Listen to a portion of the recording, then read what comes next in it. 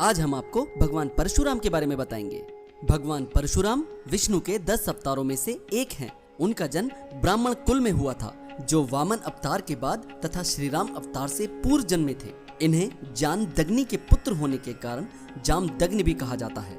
इनके बारे में कई सारे किस्से बहुत प्रसिद्ध हैं, जैसे उन्होंने पिता के आदेश पर अपनी ही माता को मार दिया था आदि। तो आइए चर्चा करते हैं परशुराम जी के जीवन से जुड़े ऐसे ही कुछ कथाओं के बारे में। नंबर 1, पिता के कहने पर माँ को मार दिया।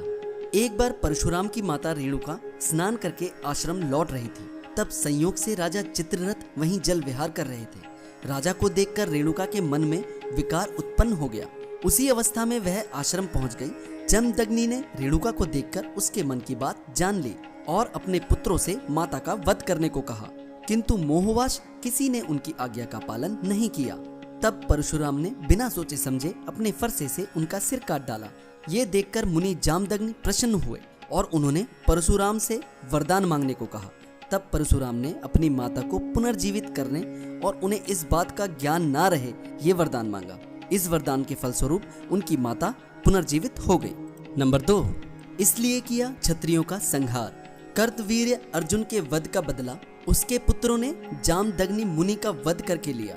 क्षत्रियों का ये नीच कर्म देखकर भगवान परशुराम बहुत क्रोधित हुए और उन्होंने कर्तवीर्य अर्जुन के सभी पुत्रों का वध कर दिया। जिन जिन क्षत्रिय राजाओं ने उनका साथ दिया, परशुराम ने उनका भी वध कर दिया।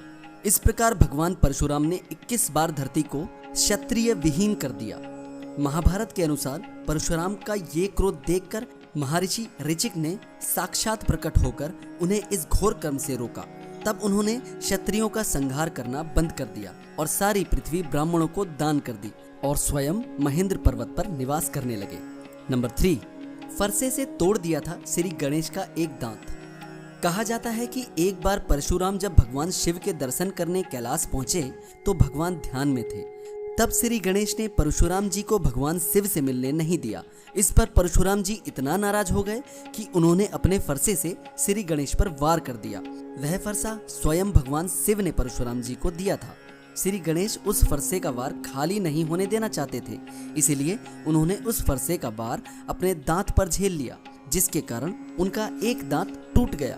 तभी से उन्हें एक दंत भी कहा जाता है। नंबर 4, राम से कैसे बने परशुराम। बचपन में परशुराम जी को उनके माता पिता राम कहकर बुलाते थे। जब राम कुछ बड़े हुए तो उन्होंने पिता से वेदों का ज्ञान प्राप्त किया और पिता के सामने धनुर्विद्या सीखने की इच्छा प्रकट की। महर्षि जामदग्नि ने उन्हें हिमालय पर जाकर भगवान शिव को प्रसन्न करने के लिए कहा। पिता की आज्ञा मानकर राम ने ऐसा ही किया। उस बीच असुरों से त्रस्त देवता शिवजी के पास पहुंचे और असुरों से मुक्ति दिलाने का निवेदन किया। तब शिवजी ने तपस्या कर रहे राम को असुरों का नाश करने के लिए कहा। राम ने बिना किसी अस्त्र की सहायता से ही असुरों का नाश कर दिया। राम के इस पराक्रम को देखकर भगवान शिव ने उन्हें अनेक अस्त्र शस्त्र प्रदान किए। इन्हीं में से एक परशु यानी फरसा भी था। यह अस्त्र राम को बहुत प्रिय था। इसे प्राप्त करते ही राम का नाम परशुराम हो गया। नंबर 5, नहीं हुआ था श्री राम से कोई विवाद। गोस्वामी तुलसीदास द्वारा रचित श्री रामचरितमानस में वर्णन है कि भगवान श्री राम ने सीता स्वयंवर में शिव धनुष उठाया और प्रत्यंचा चढ़ाते समय वह टूट गया।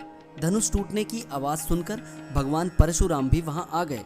अपने आराध्य शिव का धनुष टूटा हुआ देखकर वे बहुत क्रोधित हुए और वहां उनका श्री राम व लक्ष्मण से विवाद भी हुआ।